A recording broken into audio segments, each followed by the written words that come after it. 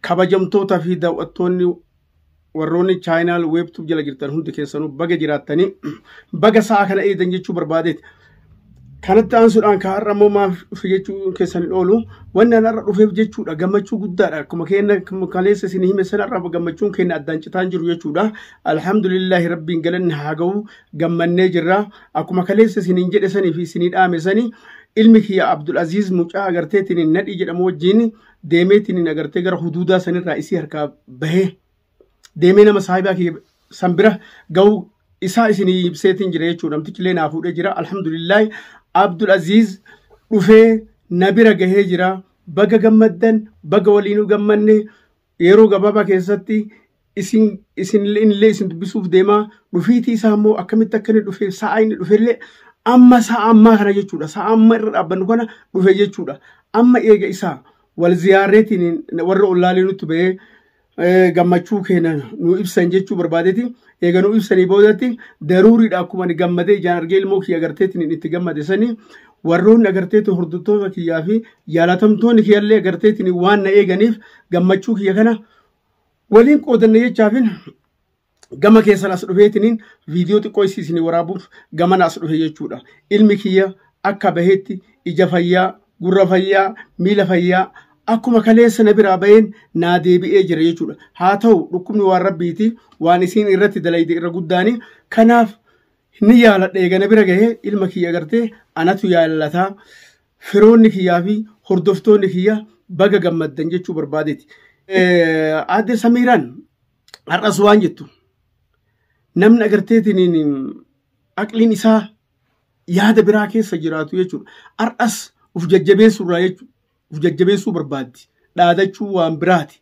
Har'as eegina harkaa bahe maal qabadha akka Oromoo kalee jette namni bishaan fudhate hoomacha qabataa jedhan hoomacha san qabatte malee wanni isiin gootu akkas hin jiru wanni isii fiddus hin jiru.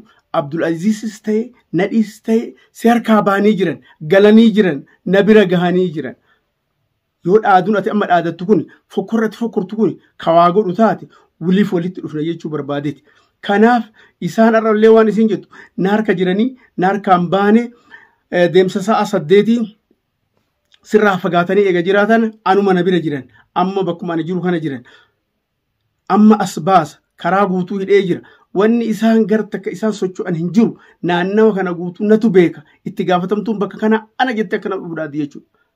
Mee namni ilmoo namaatiif jecha eega rabbillee nama mujrimtittii tana harkaa baasellee maaf na harkaa ba'an jecha akkanatti dhaadate jechuudha.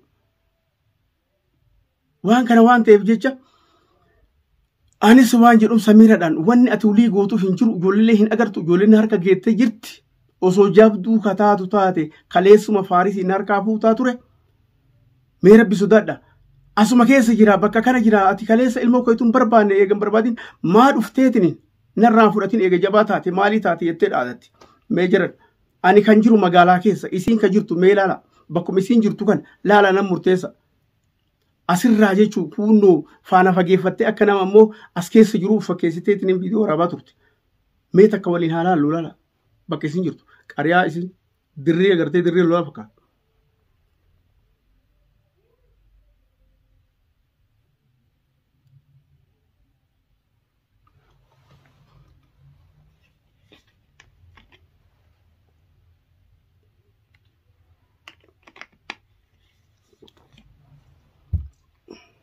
Kana ana jettee akkana dhuudhaati jechuudha. Mee namni ilmoo namaatiif jecha eega rabbillee nama mujrimtittii tana harkaa baasellee maaf na harkaa ba'an jecha akkanatti dhaadate jechuudha.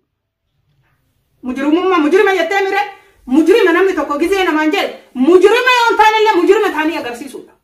Nadhii yookaan mucaan Abdul Aziz manaa baase suni Fooziyaa waliin ta'ee manaa baase nadhiin kutullee Fooziyaa harka kiyyaa qabaa akkuma ati baantu san Fooziyaa dararuu jirti jettee dubbattee turte. Fooziyaa dararuu jirti jettee dubbattee turte. Fooziyaa ta'es nadhiis waan ati amma cafaraa uummata fuulduratti baatee sirbaa fi dhiichisni ati amma gootu kun gaafa san bakka ati seentu laalaa jechuudha.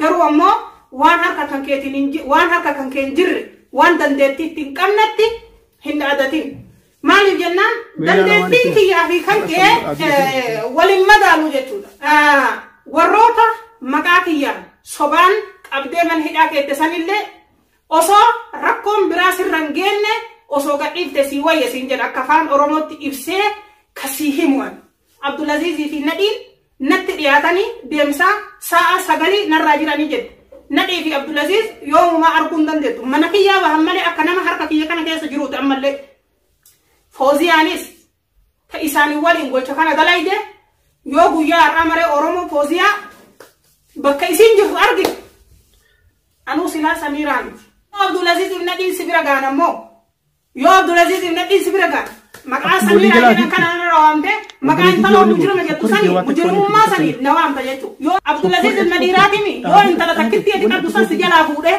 warroonni agartee akka haadha hojii mana galchee adabachiisee teessisanaatti adabachiisee sin teessin ani Samiiraan anuma Abdulaziz fi Nadhii si jalaa fuudhetu Fooziyaa illee fuudhuuf ta'a sillee lubbuu tee tana agartee ulii tana haadatti dhaannee akka fitti dhaachuutee san ulii fuuneetini haada si dhaanneetiin waan ati dhalatteef ulii si gaafachuuf ta'e na jechuu barbaade.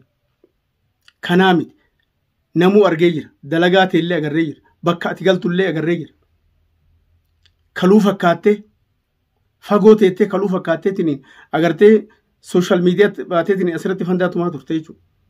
Amma walitti agarre wanni ati gootu takka hin jiru. Wanni ati fiddus hin jiru dhaaduu yoo taate dhaadachaa oolu ati jabdu dhugamatti ati jabdu. Uummata akka rakkoon hin jiru jechuudha amma nu qophoodha akka kaleessaa san wanni uf dagannu takkas hin jiru jechuudha. Nu ammoo siyii tana qabneetiin dhukkee sirraa kaasuudhaaf rakkoo takka hin jiru. Inumaayyuu dhukkee sirraa kaasa akkas godha jette wanni ati gootu takka jiru. Fanda. Kanaaf kabajamtoota fi daawwattoota kiyyaa Abdulaziz fi Nadhiin galgala kana halkan kana jechuudha amma sa'a kanatti sa'a 2 jechuudha halkan keessa amma dhufan jechuudha. Amma dhufanii kunoo seenanii dhufiitii isaan dhufaniitiin seenanii mucaan gammachuudhaan mana ofiitti deebi'u isaa kunoo viidiyoo tana isin maxxansa gabaabduu isii mee ilaalaa kun.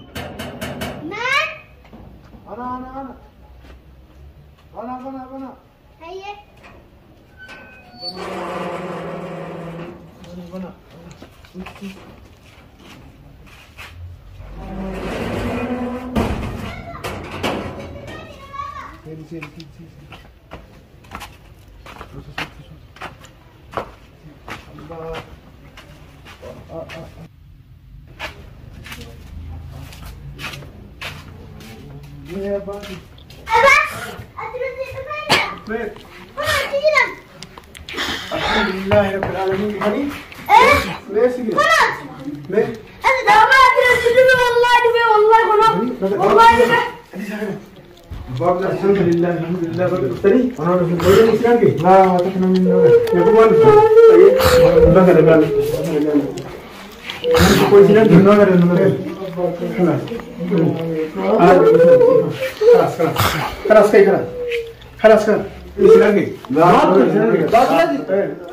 Kunoo galanii rabbi haa ga'u du'aayin teessanillee bakka geettee jirti mucaan kiyyallee kunoo naagalee jira bal'inaan ammoo isallee waan inni keessa turellee waan ta'ellee waan isin gootellee isaa san isin dhiyeesseetiniin wajjin haasoftanii isarraallee waan bartantu jira waan innillee isin barsiisu jira akkanaan jedhanitti jechuudha waa hedduutu jira jechuudha intaloon qophoo hedduu qabdi namoota hedduu ukkaamsitee jirti isaan qofaa miti namoota hedduutti taphataa jirti jechuudha. Kana waan ta'eef isii tana yeroo gabaabatti ofirraa kutan malee halliin biraa akka hin jirre ijoolleen dhuftee naa ibsitee jirti jechuudha. Gama biraatiin ammoo inumaayyuu akka viidiyoo agartee isiin haasofsiisan irratti agartanitti mush Abdulazizii miti mush Nadhiyyuu miti mush nama biraatiyyuu miti wulii inuun dhiyaattuu jette wulii ilmoo teeta dubraa taati jaalatu san isii wulii dhufee si jalaa fuudha. Maal ati Azraa'ilii ka lubbuu namaa agarteetiin dhufteetiin fuutu ani eessa jira gaafsan akkatti fuute kanaa ni beeyta akkatti na seente ni beeyta. Ar'a na seenu miti mucootii fuudhu miti yoo ati ollaa kiyya naannoo magaalaa ani jiru kana keessa nama tokko ati fuudhu miti daangaa magaalaa kana baate guyyaa sana naasi bakka seentan laalladha akka jettu sanii miti ati bakka seentu laalladha ati bakka seentu laalla dhaaduu dhiisi kun isin baasu mujrummaallee dhiisi silaa mujrummaa itti dhalattee kaleellee mujrima har'allee mujrima jette sirri mujrummaa kee dalagaa kee turagaadha waan kana taateef jecha karaa ammariif jette san deebii anillee bar heerumuu barbaada nama na fakkaatutti ni heeruma qubee godha sii jaalanna san sii hawwinaayu godhadhu san ka sikaaru jussan malee ilmaan daa'ima qacalee kichuu kutte hin kutin dhiisin barbaadini nam nu jalaallee godhe waliin nu milkooytu araarri nuufi si lamaan iddullee hin jiru kanaaf dhabamammaan nu goota miti wulii dhabama si gochuuf deemna dachitin irraa dhabama maa si hiinaa miti maa si hiisifnaa miti maal nama sitti barbaannaa miti yoo taatee biyya tanaa baate yookaan yoo rabbi dhabama si godha nullee dhabama si gochuuf deemna jechuudha haga ati nu gubde kan si gubuuf deemna haga ati ilmooti yetti kasaare kan si kasaarsuuf hin deemu waan kana taateef jechuudha adabattee teetta taanaan taa'uu baannaan ati namaa kootu ati nama mushta biraa fuudhuuti kootu magaalaa kanas ilaala